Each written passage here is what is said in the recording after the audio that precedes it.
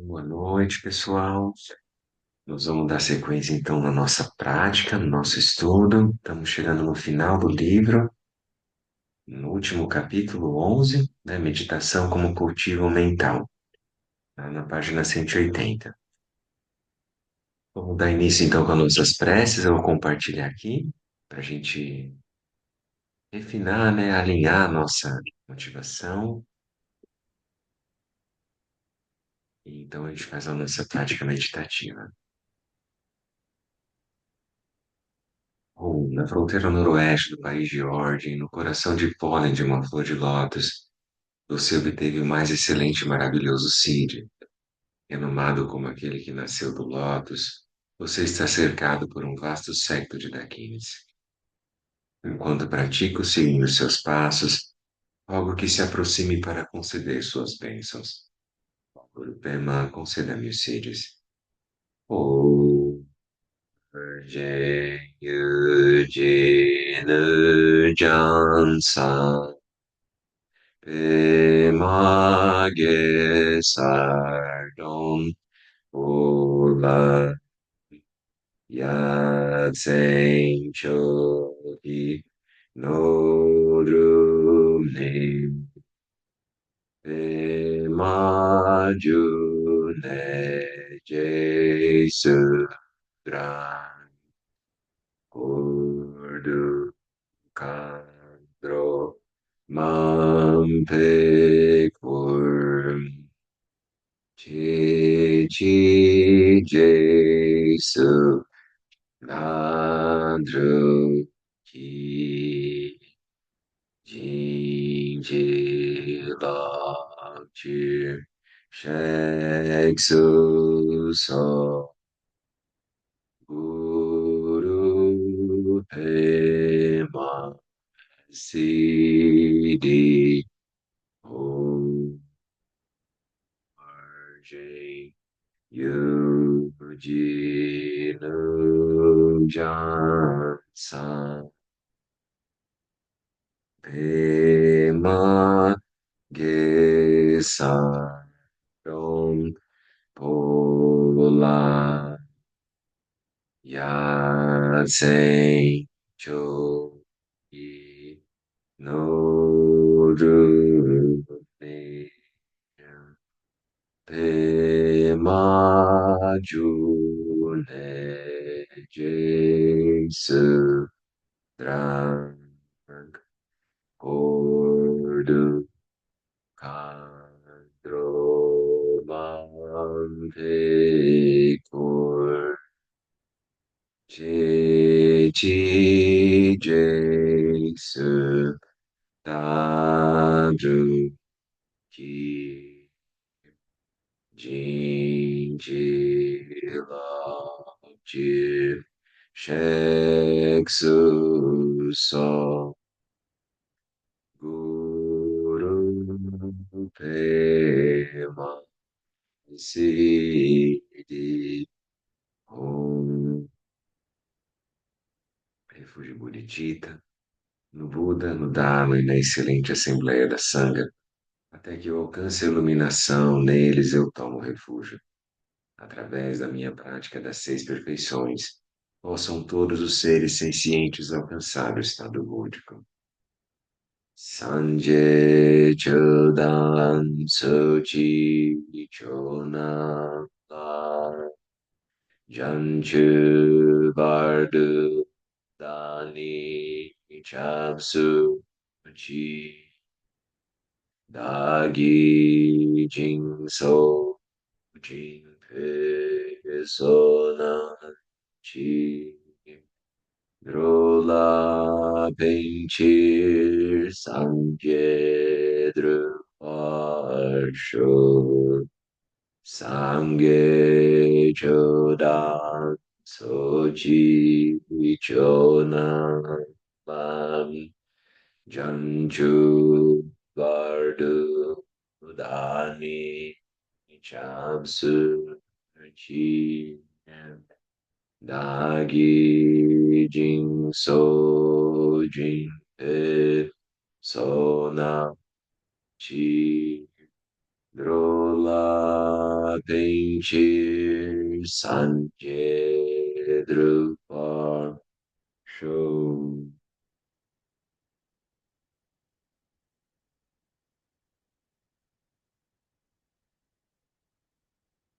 Vamos fazer o nosso tempo de silêncio, de meditação. Vou colocar aqui os 10 minutinhos.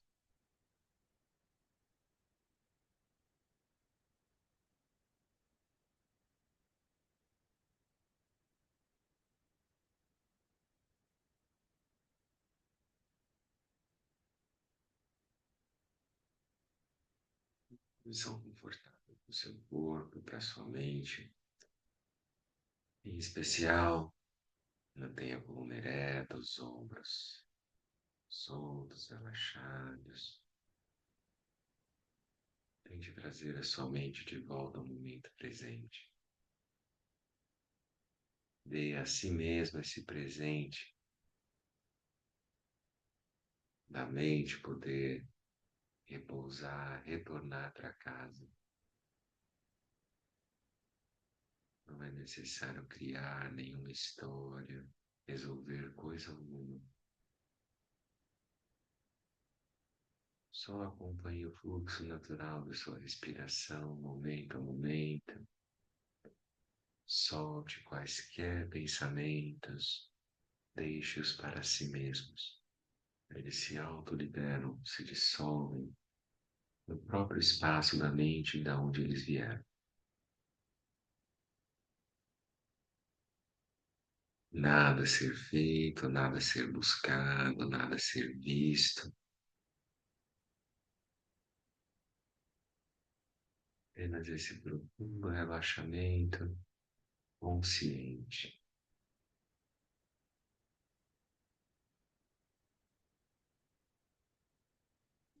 Não se perca da consciência. Essa é a essência da prática.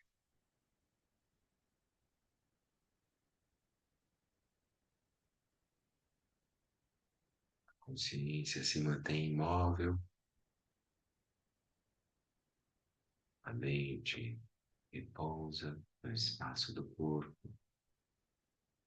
Quaisquer sensações, imagens, pensamentos, sons aprofundam a nossa concentração ao não respondermos àqueles estímulos. Então seguimos em silêncio a nossa prática.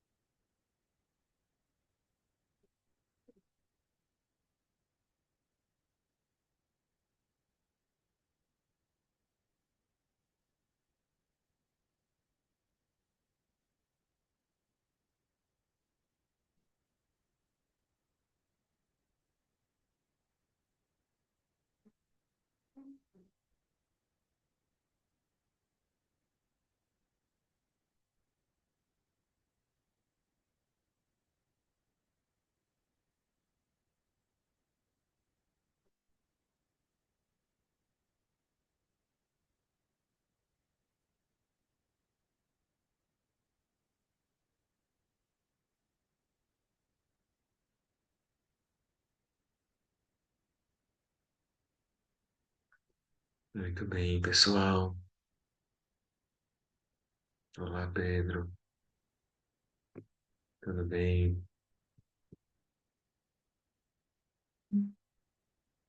Parece que passou rápido, parece que passou devagar.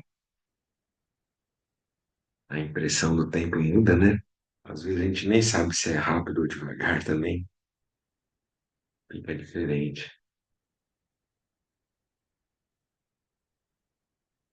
Muito bem, então vamos ver o que que o Dalai Lama tem a nos dizer.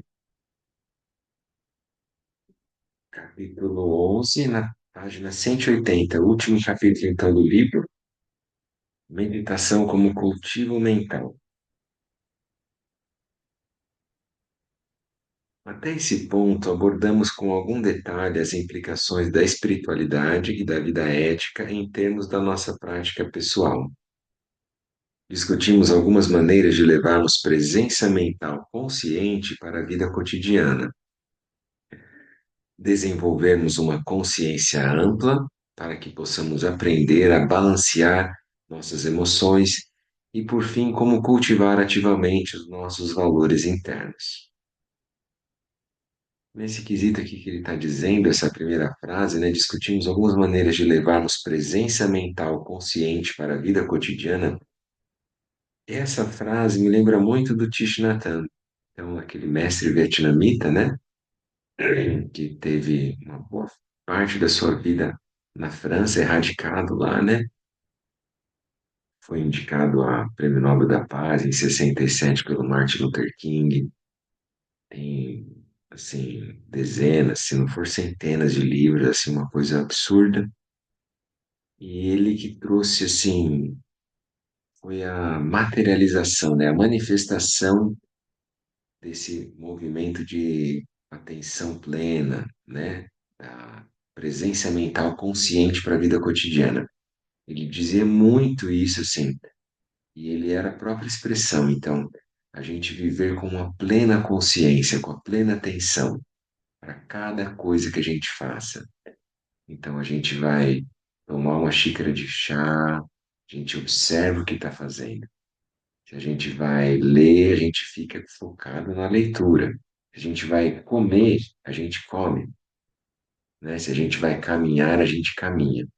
E não a gente sai fazendo um monte de coisa ao mesmo tempo, né? Então, isso é vamos dizer assim, uma chave, né, na nossa cultura contemporânea que é muito multitask, né? Você tem que fazer mil coisas ao mesmo tempo e aí acaba a mente ficando muito acelerada, tendo que resolver um monte de coisa, como o equilibrista chinês, né, no círculo, girando um monte de prata. Então, tenta trazer a sua mente para estar presente naquilo que você está fazendo, né? Então, isso também vamos dizer assim, é um ganho, né? Uma maestria que a gente vai tendo. Então, atenção plena para o que quer que esteja fazendo. Por exemplo, se a gente vai se alimentar, o ideal é que a gente perceba que a gente está comendo. No geral, a gente come os nossos pensamentos, não é verdade? Ou a nossa conversa com alguém. Então, a gente tem que perceber o alimento, perceber a textura. Aquilo é uma bênção da natureza que tem muitas causas e condições para poder formar aquilo que a gente está se alimentando.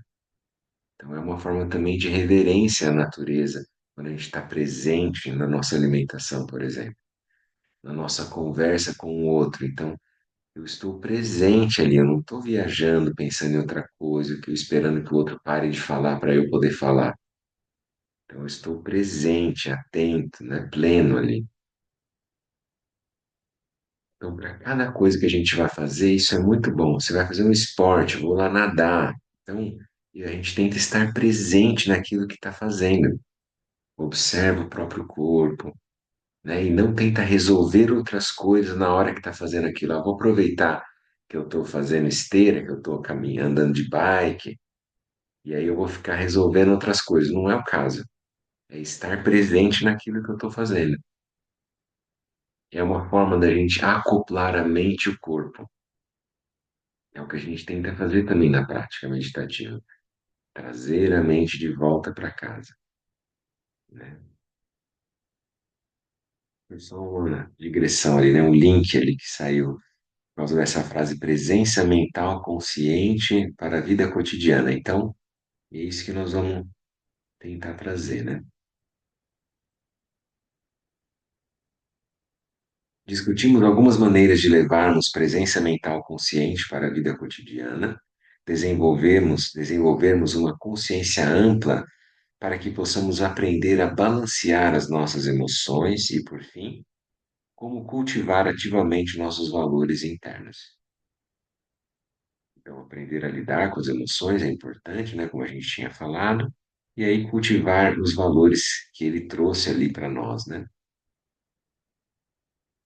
Uma vez que todas essas práticas, especialmente as duas últimas, envolvem, em certo grau, usar a mente de modo disciplinado, neste capítulo final gostaria de dizer algumas palavras a mais sobre como cultivar essa disciplina mental.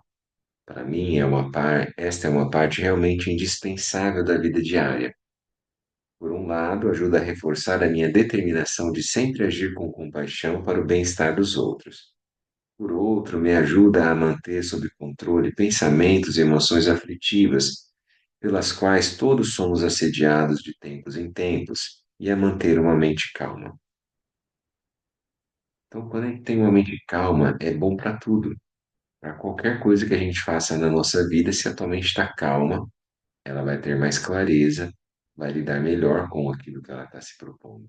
Para qualquer coisa, né? Quando eu digo cultivar a mente, eu estou falando em utilizarmos a mente de uma maneira disciplinada, em que envolve aprofundamento da nossa familiaridade com um objeto ou tema escolhido. Aqui estou pensando no termo sânscrito bhavana, que literalmente significa cultivo. Igual a gente fala, o metta bhavana é o cultivo do amor universal, né, da bondade amorosa, que é metta. Então, bhavana, cultivo. E cujo equivalente em tibetano gon tem a conotação de familiarização. Então a gente grava, né? Essas duas palavras são importantes que elas mostram o que a meditação se propõe, né? Cultivar a mente, bhavana, e se familiarizar com a mente, que é gon. Esses dois termos, muitas vezes traduzidos para o inglês como meditação, referem-se a toda uma gama de práticas mentais e não apenas, como muitos supõem, um método de relaxamento. Os termos originais sugerem o processo de cultivarmos a familiaridade com algo, seja esse algo um hábito, uma maneira de ver ou um modo de ser. Um processo de transformação. Como então esse processo de cultivo mental conduz uma transformação espiritual interna? Aqui pode ser útil trazermos a ideia dos três níveis de compreensão, assim como são descritos na teoria budista clássica da transformação mental. Esses três níveis tratam da compreensão que deriva de escutar ou de aprender, a que deriva de refletir e a que deriva da experiência contemplativa. Pensar, contemplar, repousar, né? Então, por exemplo, consideremos uma pessoa que está tentando compreender a natureza profundamente interdependente do mundo de hoje. Primeiramente, ela gera conhecimento sobre um fato, talvez ouvindo alguém falar sobre um assunto ou lendo sobre isso. A gente ouve os ensinamentos, né? A gente lê, a gente estuda. Porém, a menos que ela reflita profundamente sobre o que ouviu ou leu, sua compreensão permanecerá superficial e estritamente ligada aos significados literais das palavras. Aqui, então, é a contemplação. Lembra? Evocar exemplos a partir da sua experiência em relação àquele ensinamento. Neste nível, a compreensão que terá de um determinado fato será apenas uma mera suposição baseada na informação. No entanto, na medida em que reflete mais profundamente sobre o significado e o analisa conscientemente, chegando assim a uma conclusão própria, uma profunda convicção surge sobre a verdade do fato. Este é o segundo nível no processo de compreensão. Finalmente, conforme continua a cultivar uma profunda familiaridade sobre o fato, sua visão torna-se internalizada, como se fizesse parte de sua própria natureza. Então, ela introjeta aquilo, né? Se apropria daquilo. Então, isso é a realização. Ela então atinge o terceiro nível de compreensão, que nos textos clássicos é caracterizado como experiencial, espontâneo e sem esforço. Aquilo se torna natural para a pessoa. Não há nada misterioso sobre esse processo de transformação. Na verdade, é algo que acontece em nossas vidas diárias. Uma boa analogia é o processo de adquirir qualquer habilidade, como nadar ou andar de bicicleta, onde o fator-chave é a própria prática. Por exemplo, no contexto da educação, este processo progressivo, primeiro ouvir ou gerar o conhecimento, depois aprofundar o próprio conhecimento através da reflexão crítica e finalmente chegar à convicção, é bastante usual. De fato, é algo constatado que o conhecimento baseado simplesmente em ouvir ou ler, sem que haja um processamento através da reflexão, não leva a uma forte convicção e por isso não resulta em nenhuma mudança real. A gente pode saber que não é bom fumar, mas a gente acaba fumando. Então a pessoa pode ter a leitura daquilo, saber, né? E acaba fazendo. Mas se através da reflexão crítica ganhamos uma profunda convicção sobre o que aprendemos, isso pode nos levar a nos comprometermos seriamente a fazer com que tal aprendizado se torne parte da nossa visão pessoal. O processo não se aplica não, o processo se aplica não só ao desenvolvimento do intelecto, mas também às nossas qualidades afetivas, tais como a compaixão. Através da reflexão crítica, reconhecemos melhor o valor da compaixão. Isto, por sua vez, pode nos levar a uma profunda admiração pela virtude em si. A admiração pela virtude faz com que nos comprometamos com o cultivo da compaixão em nós mesmos, e esse compromisso nos leva à prática verdadeira. Em outras palavras, ser consciente dos benefícios dá origem à convicção de que vale a pena praticar, e a prática nos leva a realmente perceber ou dar existência à qualidade ou virtude sobre a qual começamos a nossa reflexão. Então, se eu penso, não, serenidade, tranquilidade, paz na mente, a mente calma, isso é uma coisa boa? Daí eu posso refletir e pensar, não, realmente é uma coisa que é muito valorosa. Se você está com a mente calma em qualquer ambiente, qualquer circunstância, você ajuda a pacificar o entorno. Você ajuda as pessoas a estarem mais relaxadas, sentirem mais bem-estar e elas poderem ser o melhor de si, né? Então, se eu estou com a mente calma, serena, é quase como se a minha presença fosse curativa para os outros. Num mundo que é tudo acelerado, que tem muitas agruras, né? Muita, vamos dizer assim, as pessoas não cultivam um bom coração, né? Não olham para o mundo interno. Então, a gente pode oferecer essa presença curativa. Se eu começo a valorizar, então, a valorar essa qualidade de mente calma, mente tranquila, serenidade, paz mental, aí eu falo, não, realmente isso faz muito sentido, então eu preciso ir atrás. Como é que eu faço para minha mente ficar calma? Daí a gente vai ler o Dalai Lama, daí nós vamos ouvir o Lama, daí nós vamos procurar fazer retiro, nós vamos procurar estudar. E esse é um primeiro passo, a compreensão cognitiva, que é o que nós estamos fazendo aqui. O segundo passo é a gente trazer exemplos. Então, a gente tem que olhar no nosso dia a dia. Tem alguma pessoa que você admira, que tem uma mente calma? O que que ela faz? A gente pode olhar assim. E depois a gente pode ver, eu quero desenvolver isso em mim. Como é que eu posso fazer isso? Daí eu tenho que achar um método. Daí você tem, isso é a motivação. É como se fosse assim, agora eu acendi a chama para ter interesse em praticar. Eu realmente quero uma mente calma, tranquila, serena. Então eu vou praticar, porque eu sei que se eu fizer meditação 5, 10, 15 minutos por dia, a tendência, no geral, é que a minha mente fique mais calma naquele dia. Então, eu vou começar a pensar, não, então eu quero começar a fazer isso, eu vou ter, aí você vai ter energia para fazer aquilo, entendeu? Então a gente trabalhou na motivação.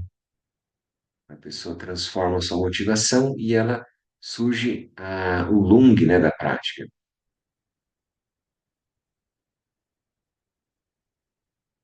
Formas de cultivo mental, na página 183.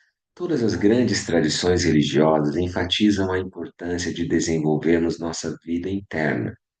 E muitas das técnicas encontradas em minha própria tradição existem em alguma outra forma em outras tradições também. É possível encontrar particularmente muitas semelhanças entre as diversas práticas de treinamento mental utilizadas em diferentes tradições contemplativas indianas, mas muitas delas são compartilhadas com outras tradições espirituais também. Recentemente estive presente em uma palestra muito agradável e informativa sobre a oração contemplativa, proferida por um monge carmelita cristão, que mostrou algumas notáveis semelhanças entre as técnicas cristã e budista. Entretanto, havendo ligações entre a religião e o cultivo mental ou a meditação, entretanto, mesmo havendo ligações entre a religião e o cultivo mental ou meditação, não há nenhuma razão pela qual esta não possa ser realizada em um contexto inteiramente secular. Afinal, a disciplina mental em si não requer nenhum compromisso de fé. Tudo o que requer é o reconhecimento de que o desenvolvimento de uma mente mais calma e clara é um esforço que vale a pena, e uma compreensão de que isso irá beneficiar o próprio praticante e os outros também, né? Quanto à minha própria prática diária, além de alguns exercícios especificamente religiosos e devocionais, empenho-me na prática de dois tipos de cultivo da mente: a meditação discursiva ou analítica e a meditação da absorção. A primeira é um tipo de processo analítico, por meio do qual o praticante faz uma série de reflexões, enquanto a segunda envolve a concentração profunda em um objeto ou objetivo específico, colocando a mente sobre ele sem distração. Que seria shamatha e vipassana, né? Shamatha é a concentração, permanência serena, e vipassana é a meditação analítica, discursiva, né?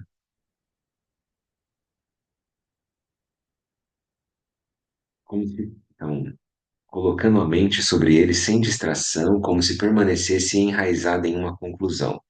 Descobri que a combinação dessas duas técnicas é ainda mais benéfica.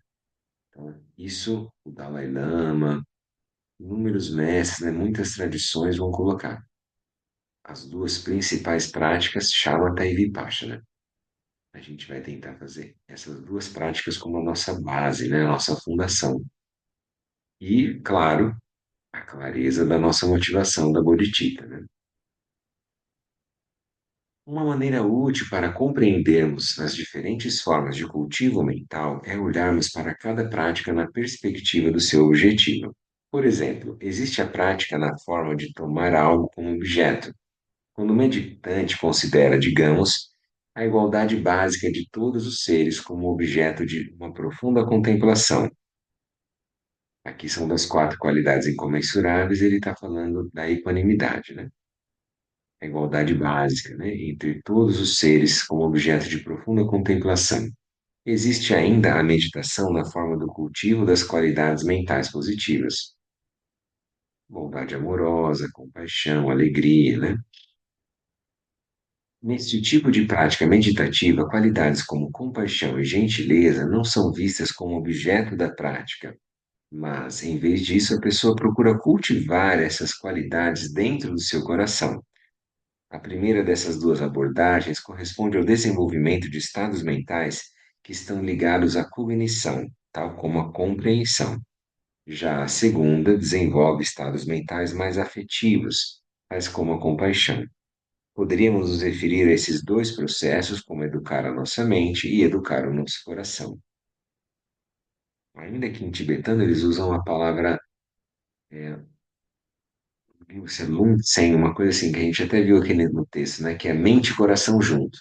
É mente, tracinho, coração. Né?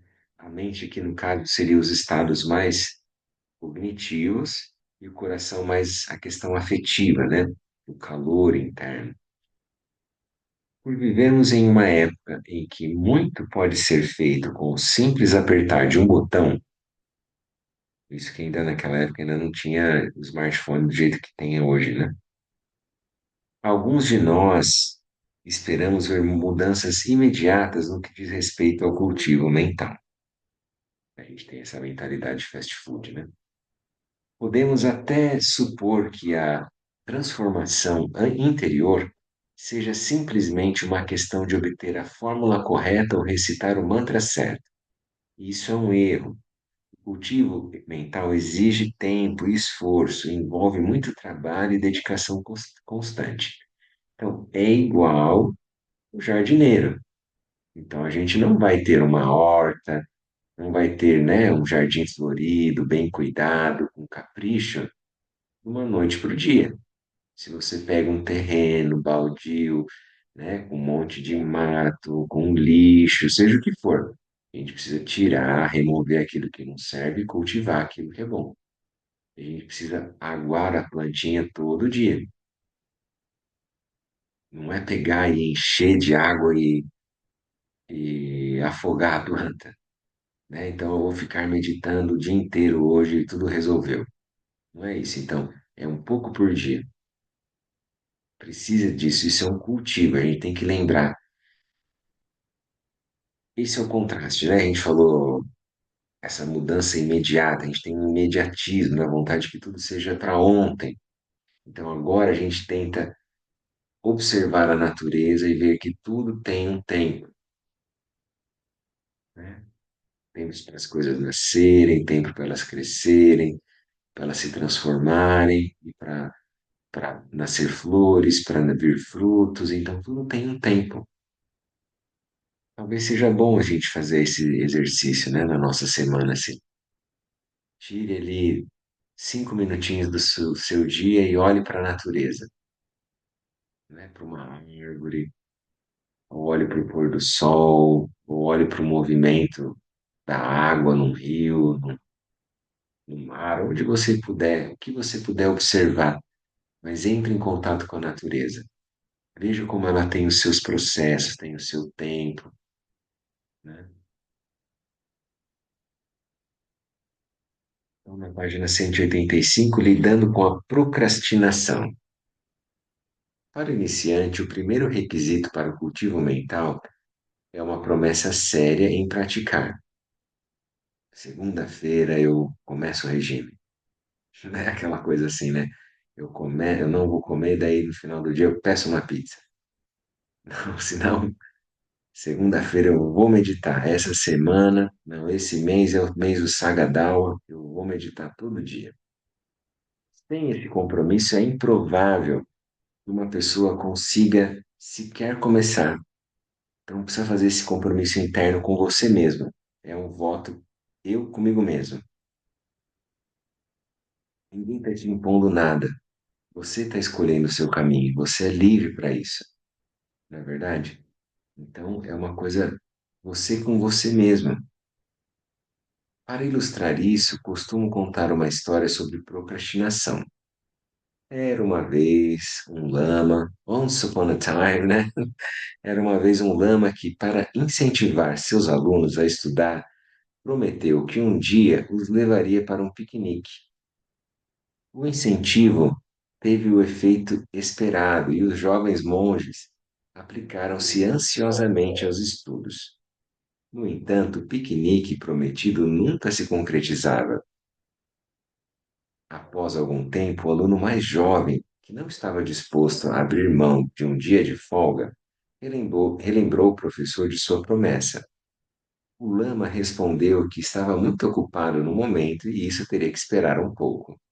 Muito tempo se passou e o verão deu lugar ao outono. E mais uma vez, o estudante lembrou o lama: poderemos fazer esse famoso piquenique. E mais uma vez, o lama respondeu: não agora, realmente estou muito ocupado. Um dia o lama notou um tumulto entre os alunos. O que está acontecendo? Perguntou ele. Um morto estava sendo levado para fora do mosteiro. Bem, respondeu o aluno mais jovem, aquele pobre homem está indo a um piquenique. A moral da história é que, a menos que criemos tempo e estabeleçamos o compromisso adequado com as coisas que prometemos a nós mesmos e aos outros, sempre arranjaremos outras obrigações e preocupações mais urgentes, enquanto a morte pode chegar a qualquer momento. Então, a consciência da morte, da finitude, né, da impermanência, ela vem bater forte na gente no sentido de realmente faça aquilo que é prioritário. Você sempre vai encontrar algo para procrastinar, algo para postergar, alguma distração, e você vai diluir aquilo que você realmente acredita. Então, ter um empenho, uma dedicação, um engajamento naquilo que você acredita e que você sente assim, não. Se eu morrer hoje, eu tiver feito isso, eu morro sem arrependimento. Tá tudo bem, eu deixo meu corpo, deixo minha casa, minha família e se a minha mente segue. Mas eu fiz o que eu tinha que fazer aqui, nesse contexto, nesse cenário, nessa paisagem onde eu estou habitando agora. Então, essa consciência, né, da morte, ela pode ajudar a gente nesse sentido, né? Porque é muito comum, gente, as pessoas viverem só em função de ter prosperidade material para desfrutar de um bem-estar, estar de um prazer muito supérfluo, muito fugaz. Parece que isso é o mais importante. A gente mesmo pode lembrar da nossa adolescência. Parece que o mais importante era chegar no sábado, no fim de semana, que aquilo era bom.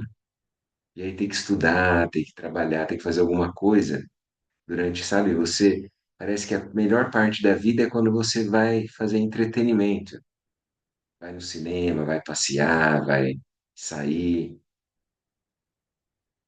Parece que tem uma visão assim, né? Então, a gente pode usar o nosso dia a dia para aquilo que a gente realmente acredita. É isso. Ter a consciência clara de que a gente pode morrer a qualquer momento, de que hoje pode ser o último dia, de que à noite a gente pode, em vez de vir o próximo dia, vem a próxima vida. Então, isso é natural, pode acontecer. Nada diz que tem uma regra clara que eu vou continuar aqui. Não dá para saber. Mesmo que você não tenha nenhuma doença terminal nesse momento, a gente não sabe, não é verdade? A gente sente como se tivesse uma imortalidade, né? O corpo nunca vai perecer. Muito bem, na página 186, então, o próximo tópico é planejando a nossa prática. Nesse ponto, devo chamar-lhes a atenção para algo. Um iniciante na prática descobrirá rapidamente que a mente é como um cavalo selvagem. Assim como um cavalo selvagem, é preciso de um bom tempo e familiaridade entre ela e a pessoa que a quer domar antes que possa se acalmar e obedecer a comandos. Então, entre ela, a mente, né? E a pessoa, que é a própria mente, que a quer domar antes que possa se acalmar e obedecer comandos. Da mesma forma, só através da persistência suave durante um período prolongado de tempo é que os benefícios de meditação tornar-se-ão aparentes. Logicamente, podemos separar apenas alguns dias para experienciar um breve programa de treinamento mental. Porém, é errado julgar os resultados antes que você tenha realmente dado uma chance a esse treinamento. Pode levar meses, até mesmo anos, para que percebamos seus benefícios completamente. Então, a gente comentou, né, que Tem esses estudos de neurociência que fizeram ressonância magnética em contemplativos, né? Pessoas que foram se dispor a meditar meia hora por dia por 2 semanas. E nesse período já tem resultados. São resultados na própria arquitetura do cérebro, que vai dar diferença ali, na sinapse, né? Aquelas trilhas associativas que tem no cérebro. Mas aquilo que o Dalai Lama está dizendo, que muitas pessoas, vocês podem já ter percebido isso, né? Especialmente quem frequenta grupos de meditação, que as pessoas chegam e às vezes elas falam, puxa, mas eu já estou meditando faz 2 meses e ainda sou assim. Então, o Dalai Lama fala assim, é muito, a pessoa precisa de ano após ano, né? Assim, não é de um dia para o outro. Então, é como uma pessoa que vai aprender uma língua, que vai aprender um instrumento, e vai para um ponto até mais sutil e mais complexo que a mente. Então, é bom que a gente espere assim, década após década, né? Depois talvez vida após vida, é assim que a gente vai seguir, mas sem esmorecer, né? Vamos seguir. Em relação às especificidades da prática, em geral, de manhã cedo é a melhor hora do dia. Nesse período, a mente está mais calma e clara. Entretanto, é importante lembrar que se você quer ter uma boa prática de manhã cedo, é preciso que tenha tido uma boa noite de sono. Ver como uma coisa está interligada na outra. Quanto a mim, eu devo dizer que sempre tive muita sorte quando se trata de sono. Apesar de levantar todos os dias em torno das 3:30 da manhã, procuro dormir profundamente 8 ou 9 horas. Para muitas pessoas, isso pode ser difícil. Por exemplo, se houver crianças pequenas em casa, pode não ser possível meditar durante as primeiras horas da manhã. Se este for o caso, então será melhor encontrar outro horário para praticar, de preferência após uma soneca ou quando as crianças estiverem fora de casa. Também gostaria de salientar que quando se come muito antes de meditar, a mente tenderá ao torpor. Então, se você deseja ter uma boa prática na manhã seguinte, o ideal é não comer muito à noite. Então, você pode perceber, se você fizer jejum no jantar, de manhã tua mente vai estar mais clara. Ou se tomar um chá, fazer uma coisa muito leve. Então, se eu comer um churrascão, uma massa, uma lasanha, aí com certeza vai me dar sono, eu vou ficar meio torporoso. Isso você pode testar na lata, assim, é direto. Como diria antigamente, é batata, né? Em relação à quantidade de tempo que se deve estabelecer para a meditação, nos estágios iniciais, 10 a 15 minutos por sessão é bastante adequado. É muito melhor ter ambições modestas do que embarcar em um programa insustentável, que pode fazer com que a pessoa se desencoraje, ao invés de ajudá-la a criar um hábito. Além da sessão de meditação principal, é útil planejar práticas de poucos minutos várias vezes ao longo do dia. Do mesmo modo que se mantém o fogo aceso, atiçando-o de vez em quando, se pode manter o contínuo da meditação, estimulando-a com certa relativa frequência, de forma que aquilo que se experienciou antes não desapareça completamente antes de você começar a próxima sessão formal. Então, é melhor a gente fazer coisas mais simples, mas com uma regularidade. Você consegue destacar 10 minutos da sua vida, no seu dia, para fazer algo que seja sustentável para você? Eu tenho um altarzinho e eu vou oferecer uma vela para a imagem do Buda. Essa vela eu aspiro que a luz surja na mente de todos os seres, e todos possam ter clareza, possam ter paz e encontrem um bom caminho. E isso já é uma prática. Se eu fizer isso todo dia, uma regularidade, entendeu? E a motivação sincera. Eu consigo me sentar ali Não tem uma almofada, não tem um lugar específico, tem uma cadeira. Eu ficar 5 minutos em silêncio, acompanhando a minha respiração, aspirando que os seres sejam felizes, que eles sejam livres. E isso também é uma prática. Então é algo que seja sustentado, tem que ter uma perseverança, uma persistência, né?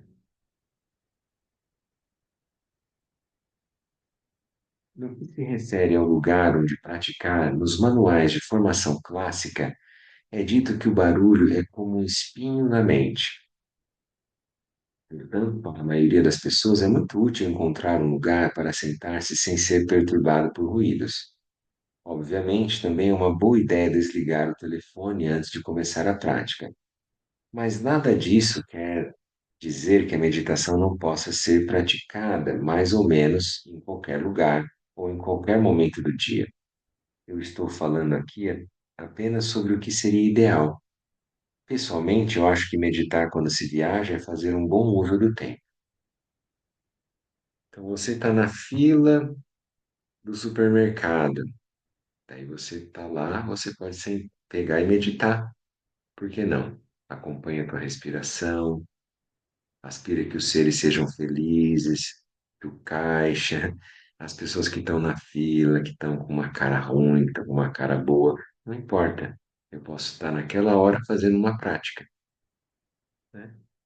A pessoa está no ponto de ônibus, a pessoa está esperando o Uber ou está dentro do Uber, ela pode fazer uma prática. Em relação à postura física adequada para a meditação, agora na página 188. Em relação à postura física adequada para a meditação, pode-se adotar qualquer posição que seja confortável, mas se você ficar muito confortável, há o perigo de cair no sono. Dito isto, talvez seja melhor adotar o que normalmente é chamado de postura de lótus, na qual o praticante senta cruzando as pernas com cada pé apoiado sobre a coxa oposta. Lótus completo aqui, né? Da yoga lá.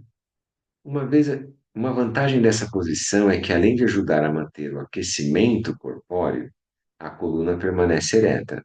No início, essa postura pode ser desconfortável. Nesse caso, é suficiente simplesmente sentar com as pernas cruzadas, que é a birmanesa, né, uma perna na frente da outra, ou sentar em uma cadeira, sem, se essa posição também for difícil. Outras pessoas, dependendo da tradição religiosa, preferem meditar ajoelhadas, e isso também está bem.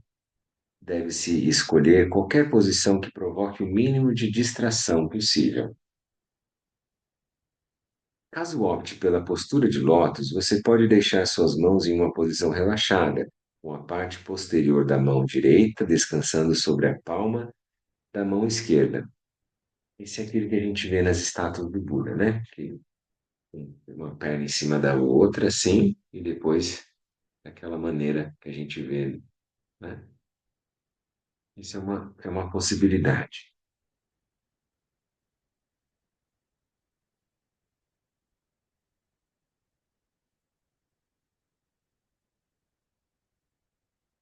Permita que seus braços relaxem e coloque os cotovelos um pouquinho distantes do corpo, para que haja espaço para o ar passar. Às vezes é útil sentar-se em uma almofada que seja ligeiramente mais elevada na parte de trás. Isso ajuda a alinhar a espinha dorsal, que idealmente deve se manter reta como uma flecha, apenas com o pescoço ligeiramente curvado para baixo. Então, aqui ele está explicando, né, a postura da meditação, que a gente procura alinhar a coluna, né, mas aí a gente faz aquela ajustada, né, no queixo um pouquinho mais para baixo. Manter a ponta da língua tocando o palato ajuda a evitar a sede, que pode vir devido a certos exercícios respiratórios. E isso também ajuda a prevenir a salivação. Os lábios e os dentes podem ser deixados como de costume, em geral nem muito apertado, né, nem muito aberto. Em relação à posição dos olhos, devagar, o praticante descobrirá aquilo que é melhor para ele.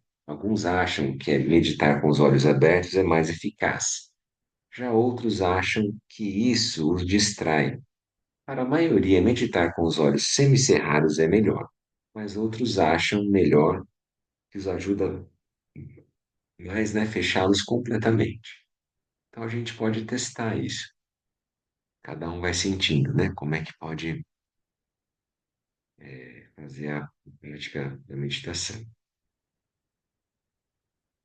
Então encontre uma posição confortável para você, que seja sustentável. Esse é um bom termo, tá bom? Que dê para você ficar ali 5, 10, 15 minutos e fique tudo bem. Você não vai sair cansado, com dor, pior, né? Tenta ser suave, ser gentil com você mesmo. Tem que ser alguma coisa agradável, né?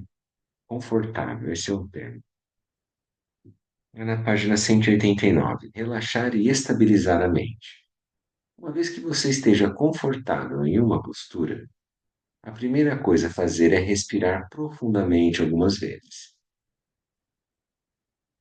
Então respira, lembra, a gente sempre procura traz mais duas, três respirações profundas, né? Depois, voltando a respirar normalmente, tente se concentrar em sua respiração, percebendo o ar enquanto ele entra e sai pelas narinas. Lembra, isso é um foco.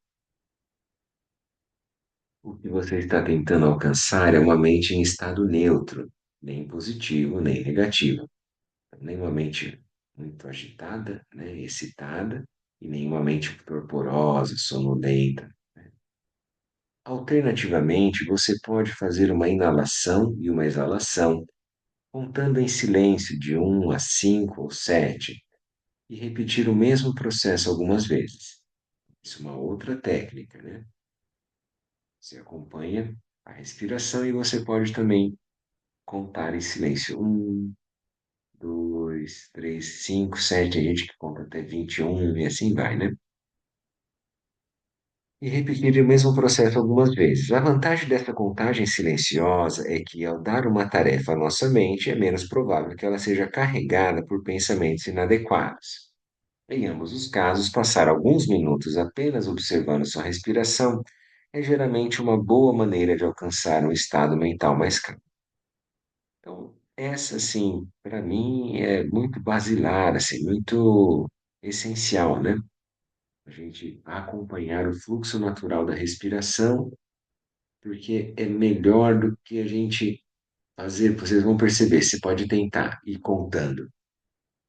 Às vezes a pessoa vai, ela se propõe a contar de 1 a 10. De repente ela está no 14, 15, 16, ela esqueceu de voltar para o 1, entendeu? Então ela também pode se perder dentro daquela história. E daí eu estou usando uma, vamos dizer assim, uma habilidade da mente que é imaginativa, né? Algo abstrato. A respiração ela é concreta, ainda que seja sutil, mas eu tô ali, eu tenho a respiração, ela está presente. Então ela é uma âncora muito sólida ali para eu poder acompanhar, né? Podemos comparar esse processo de estabilizar a mente ao tingimento de um pedaço de pano. O pano branco pode ser facilmente tingido de uma outra cor, mas é difícil tingir um pedaço de tecido já colorido, a menos que queiramos tingi-lo de preto. Da mesma forma, quando a mente está agitada, é difícil que tenhamos um resultado positivo. Então, para qualquer tipo de prática, você vai estudar o Dharma, você vai estudar o assunto que você se interessa, se empenha. Se você tiver a mente calma, centrada, é muito mais fácil para ter um resultado positivo, né? Algumas vezes você pode achar difícil se concentrar por sua mente estar totalmente dominado por alguma emoção forte, como a raiva. Nesses momentos, pode ser útil de forma tranquila repetir várias vezes algumas palavras para acalmá-la. Por exemplo, uma fórmula é dizer: eu abandono minhas emoções aflitivas. Cada respiração, ah, eu abandono minhas emoções aflitivas. Você usa quase como um mantra, né? Para os religiosos, recitar uma oração devocional curta ou repetir mantras algumas vezes pode ajudar a reduzir a intensidade da emoção. Se essa técnica não funcionar, então talvez seja melhor levantar e sair para uma caminhada breve, antes de tentar se concentrar novamente. Então, isso a gente já comentou, né? É melhor você fazer uma atividade física, né? Movimentar o corpo. Pode fazer um tai chi, fazer uma yoga, ou uma caminhada num parque, né? Que seja 5, 10 minutos. Dá a volta no quarteirão. Ou se está muito forte, você toma um banho gelado. Alguma coisa você faz, fisicamente você transforma aquilo, né? Muita gente sente muito bem. E o próprio yoga é feito para que a gente fique na posição de meditação, no Padmasana. Então você faz todos os asanas para poder, no final da yoga, fazer a meditação. A mente fica mais, né, propícia para a prática. Especialmente nos estágios iniciais, pode haver ocasiões em que os pensamentos negativos retornam frequentemente. Nestes casos, você pode se deparar fazendo uma sessão inteira apenas com exercícios para estabilizar a mente. Não há nada de errado com isso. A mente ainda está em treinamento. Lembra então, o que a gente precisa é tentar, é praticar, não é realizar. Se eu tiver já realizado, nesse sentido eu já estou iluminado, então eu nem preciso praticar. Muita gente fala, eu tô tentando meditar, mas eu não consigo, porque minha mente fica sempre distraída, sempre vem pensamentos intrusivos. Eu não consigo praticar. Daí você tem que conversar com a pessoa. O que é praticar? Praticar é voltar ao foco, voltar àquilo que você se propôs. Não é que não vai surgir pensamentos. Entendeu? Porque a pessoa, ela interpreta como se fosse assim, eu só pratico quando não surge pensamento. Mas não é. Eu pratico quando surgem pensamentos e eu reconheço que eles surgiram e eu retorno para o foco, né?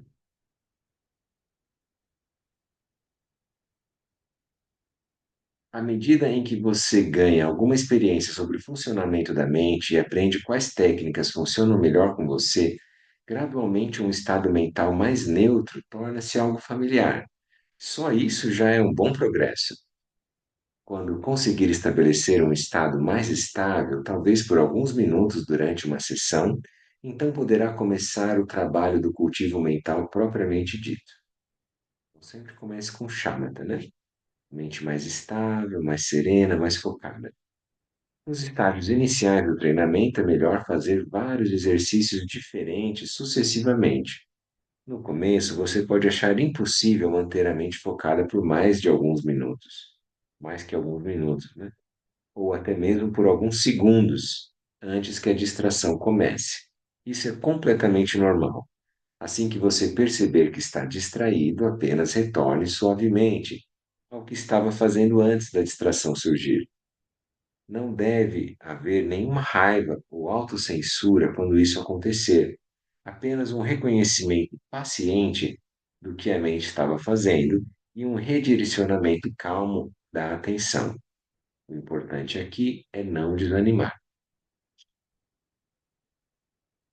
Muito bem, pessoal. Até aqui alguém tem alguma pergunta? Quer fazer alguma colocação?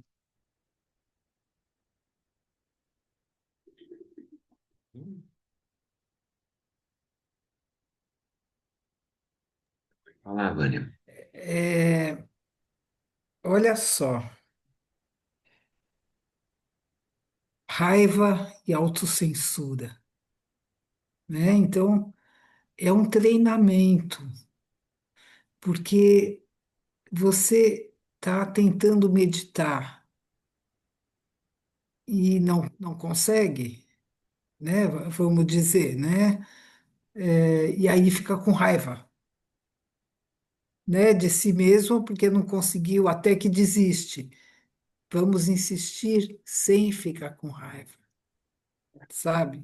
Vamos insistir para treinar justamente essa essa a delicadeza na autocensura, sabe? Porque Isso. quando quando você treina consigo mesmo, tá? Você também está treinando para a sua reação com os outros. Quando, quando alguém te aflige com a sua atitude, né? Com a atitude dele, sabe? Pessoa. E eu acho que é válido esse treinamento com a gente mesmo, para a gente poder usar na resposta, né, ao outro, É isso mesmo, Vânia. tá? É uma coisa difícil. Muitas vezes a pessoa não percebe, mas não importa. Ele não percebe. Eu estou É. percebendo, né? Então Uhum. eu preciso encontrar a maneira calma de expor isso. Assim como eu encontrei para mim, eu consegui também, né? Conseguir colocar para o outro também. Isso vai apaziguando, né? Vai criando paz nos relacionamentos, né? Certeza, É Vânia. isso. A gente aprender a ser gentil conosco, né? Vai ser mais fácil ser gentil com os outros, né? Ser Exatamente. paciente, né? É inevitável que a gente vai se distrair, é normal isso, né? Mas aí na hora não preciso ser o carrasco de mim mesmo, né?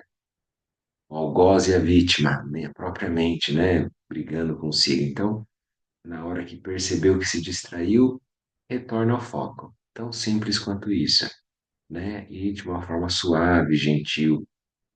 Esse vai ser o nosso treino. Então, vamos tentar, né, aproveitar essa semana, focar na questão da meditação da nossa prática. Ver se dá diferença o dia que você consegue acordar 5, 10 minutos antes e meditar um pouquinho. Estabelecer uma motivação para aquele dia, né? Tentar se conectar com aquilo que é sagrado, profundo, encontrar essa quietude dentro de você, né? Com a prática meditativa e fazer isso de modo sustentado.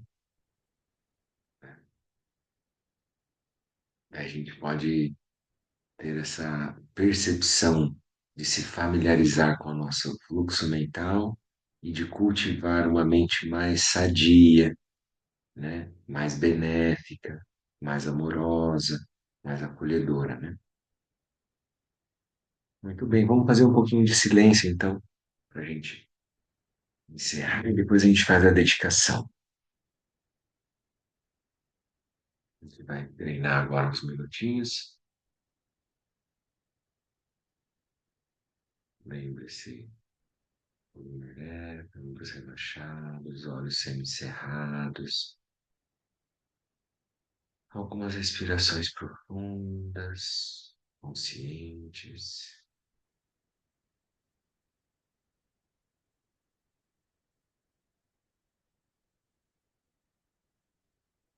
Por algum instante, acompanhe o fluxo natural da sua respiração nas narinas.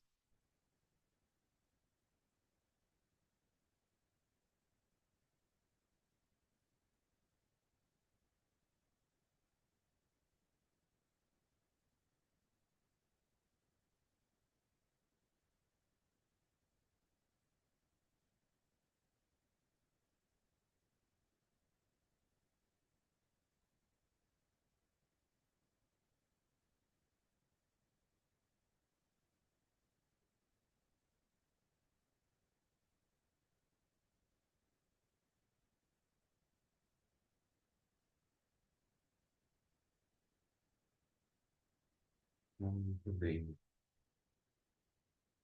Então a gente vai fazer a nossa meditação.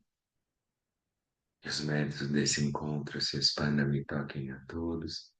Que o Mestre Universal da Paz e da Compaixão, Sua Santidade o Dalai Lama, juntamente com todos os mestres de todas as tradições que veiculam essa mensagem, tenham longa vida. Que todos estejam a salvo de gerar pensamentos negativos, obstáculo mais destrutivo. Que estes pensamentos nunca surjam em nossa mente. Que todos os seres também estejam livres de pensamentos negativos.